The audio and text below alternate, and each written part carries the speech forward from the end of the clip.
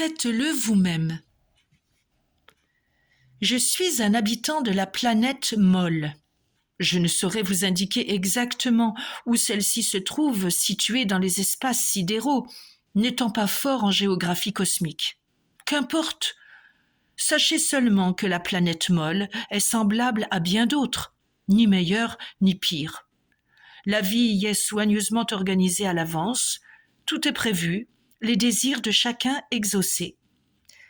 Mais il ne peut arriver grand-chose qui sorte vraiment de l'ordinaire sur notre planète en forme de cube. Non, malheureusement. Excusez-moi, je m'explique mal et d'une manière compliquée. D'abord, il faudrait que je me présente. Aïe, voilà que les difficultés commencent. J'aimerais bien me présenter, seulement, aussi surprenant que cela paraisse, je ne sais pas exactement qui je suis.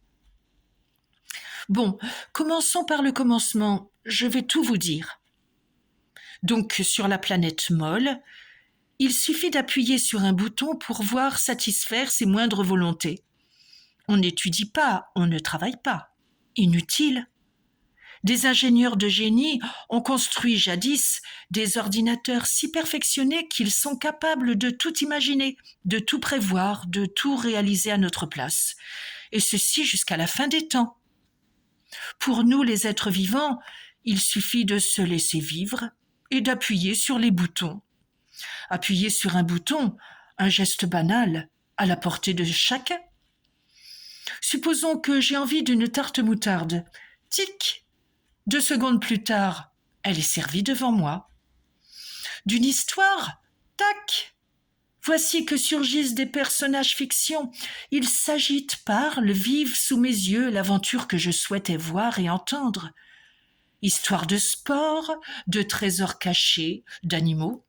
Moi, j'ai longtemps adoré les histoires de langoustes. Mais à la longue, elles lassent. Bref, à seulement appuyer sur des boutons, vous devinez sans peine que les habitants s'ennuient ferme sur la planète Molle. Une fois l'an, cependant, tous les 24 jours, lorsque s'éteint durant 3 minutes et demie la lumière verte de l'astre synthétique qui nous éclaire d'habitude, nous organisons une grande fête, la fête des presse-boutons. Et oui, un jour entier et 4 nuits, nous nous réunissons entre amis et nous jouons. Il s'agit d'appuyer à la fois sur le plus grand nombre de boutons possible, et de telle manière qu'il se produise quelque chose de nouveau, d'imprévisible, de différent. Par exemple, nous arrivons à faire pleuvoir de la neige brûlante, ou bien à faire flamber des réservoirs pleins d'eau. Les gens sont surpris, heureux. Hélas, tout de suite, les ordinateurs arrêtent le désordre.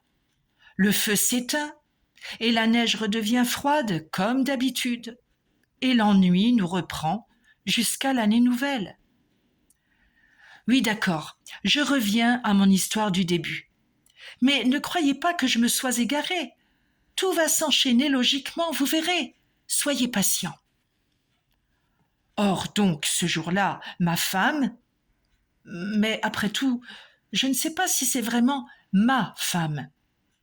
Quoi qu'il en soit, ce jour-là, elle était partie en excursion dans la vallée du Gratouillis, où se trouvent encore des vestiges de notre monde ancien, les mines de poêle à gratter. Beaucoup de touristes s'y rendent, car en cherchant bien, on arrive à trouver quelques débris de poêle, par-ci par-là. On s'en glisse dans le dos en cachette, et cela procure une émotion forte, rare, bonne. J'étais seule, j'essayais de ne penser à rien en attendant que le temps passe, allongée sur une couche moelleuse, les pieds en l'air. Soudain, j'entendis l'ordinateur domestique murmurer à mon oreille que quelqu'un voulait entrer dans ma grotte de repos. Étonnée, j'appuyai sur le bouton et le mur s'alluma devant moi. J'aperçus l'hélico-livreur de la société Borg-Borigme et 2 armoires à glace debout devant la porte, un gros paquet sur les bras, souriant de toutes leurs dents diamantées. « Vous êtes bien mou le dur ?» demande le premier livreur. Mou est l'équivalent de monsieur sur la planète molle. C'est moi. Nous apportons votre commande. Faites-le vous-même, glapit le deuxième livreur. Je sursautai. Il s'agissait sûrement d'une erreur. Je n'avais rien commandé. Ma femme, peut-être. Machinalement, tic, mon doigt se posa sur le bouton adéquat. Les livreurs apparurent près de moi. Proches, ils semblaient encore plus gros et plus forts, avec leurs muscles parallélépipédiques saillants, leurs longs cheveux bleus, une lueur dans leurs yeux carrés, inquiétante malgré le sourire commercial inscrit sur leur visage. Posez ça là. Ils obéirent, saluèrent respectueusement en levant le coude et le genou, et repartirent comme ils étaient venus, leur devoir accompli, sans rien ajouter. Ayant conservé le mur spectacle ouvert, je les vis remonter dans l'hélico-livreur, démarrer et disparaître. Lorsque l'engin se fut perdu dans la foule des autres engins, je me levai de ma couche et m'approchai du colis avec une curiosité non dissimulée. Voyons cela. Les étiquettes du dessus palpitaient doucement, et un souffle léger, ténu, presque inaudible, répétait sans cesse « Faites-le vous-même, faites-le vous-même ». Ici, à nouveau, je dois interrompre le cours normal de mon récit pour une explication sur cette phrase « Faites-le vous-même ». Voilà 20 ans environ, nos savants, il nous en restait 2, trouvèrent une vieille fusée spatiale. Les ordinateurs, trop heureux de s'en débarrasser, les envoyèrent à travers les espaces infinis, eux et leurs fusées. Par suite d'une série de défaillances aussi nombreuses qu'inexplicables, la fusée se posa sur une planète bizarre, toute ronde, qui, d'après les recherches effectuées et les déductions faites, devait être jadis peuplée d'habitants plus ou moins muets, car la planète s'appelait Terre, T-A-I-R-E. Lorsque la fusée se posa sur son sol, la planète était vide, abandonnée, on ne sait pourquoi. Les savants la visitèrent et se mirent au travail pour tenter de retrouver une civilisation inconnue qui semblait pourtant riche, intéressante par certains aspects. Grâce aux ordinateurs revenus à de meilleurs sentiments envers les savants, on connut bientôt par le détail l'histoire de la planète Terre. Un moment, nos gens s'intéressèrent à Jules César et à son frère Tour Eiffel, 2 héros qui combattirent dans un endroit appelé Western, un dénommé Bison Rouge. Mais bon, je ne veux pas m'éterniser sur la planète Terre. Sachez seulement que ses habitants aimaient beaucoup travailler de leurs mains, fabriquer les choses les plus saugrenues. Les savants arrivèrent à déchiffrer et à comprendre une phrase écrite en langage terrifique. « Faites-le vous-même ». Pendant quelque temps, l'idée fit fureur sur la planète molle. Les gens voulaient fabriquer tout seuls n'importe quoi, des trous, des tartes, des rêves, des virgules. Les ordinateurs ne savaient plus où donner du transistor pour réparer les dégâts. Finalement, la mode, comme toutes les modes, se perdit. Surtout que travailler à faire quelque chose soi-même fatiguait des êtres qui n'avaient guère l'habitude de l'effort. Il ne resta comme fournisseur de matériaux bruts pour les derniers adeptes du travail que la maison Borborigme, celle-là même qui venait de me livrer un mystérieux paquet. Le paquet était enveloppé dans une sorte de produit appelé odeur-goût. Le simple fait d'y toucher, l'espace d'un instant, donnait la sensation de manger des pâtisseries délicates et de respirer l'odeur alcoolisée des roses à rayures blanches et noires. J'écartai le produit. Dessous se trouvait une fine pellicule mauve. Une petite voix se mit à chanter la publicité obligatoire. Borborig aime faire des heureux, faites-le vous-même, vous dormirez mieux. Je me sentais de plus en plus intriguée. Qu'y avait-il dans ce paquet? Ah, si j'avais su! Dès que la chanson publicitaire se tut, la pellicule se déchira d'elle-même. Avec un sifflement, se déploya la notice explicative. En même temps, je lus et j'entendis. Fabriquez vous-même votre double, votre sosie. La bonne farce. Vous allez exister 2 fois, surprendre vos amis, votre famille. Suivez nos conseils, vous ne pouvez pas vous rater. Imitation parfaite, idéale, garantie. Faites-vous, vous-même, youpi! Le colis contenait toutes les pièces nécessaires. Je ne pus résister. Je les sortis l'une après l'autre, les étalai par terre. Des os bien astiqués, tout neufs, des muscles, un cœur sous cellophane, un nez, du sang en poudre, un gros paquet de boyaux attachés avec un ruban jaune. Rien ne manquait. Non, décidément, rien. Suivez exactement nos conseils, répétait la voix de la notice avec un accent persuasif. Emboîtez soigneusement les tibias dans les jointures, mettez bien les yeux en face des trous. Le nombril se trouve au milieu du ventre et les oreilles dans le prolongement supérieur des joues. Pourquoi ma femme avait-elle commandé de quoi faire un sosie? Je ne comprenais pas. Une lubie sans doute. Un instant, je pensais lui envoyer un message afin de lui demander une explication, mais j'y renonçais par paresse, trop fascinée par ce que je voyais devant moi. Et puis, après un instant, machinalement, j'attrapai un os au hasard et je me mis au travail, comme malgré moi. Un travail facile. La notice ne vous laissait faire nulle erreur. Elle protestait alors, vous remettait sur le droit chemin, vous guidait. Ah, elle était bien organisée, la société Borborigme. Lorsque tout allait bien, la notice chantonnait pour vous encourager, ou bien vous racontait des histoires drôles, des devinettes du genre de celle-ci. Peut-on trouver dans l'eau quelqu'un qui vous ressemble? 2 secondes de silence pour la réflexion, et la réponse arrivait. Non, on ne peut trouver dans l'eau quelqu'un qui vous ressemble, car les sosies sont secs. Et de rire. J'avoue que je riais aussi. Peu à peu, l'ouvrage prenait forme.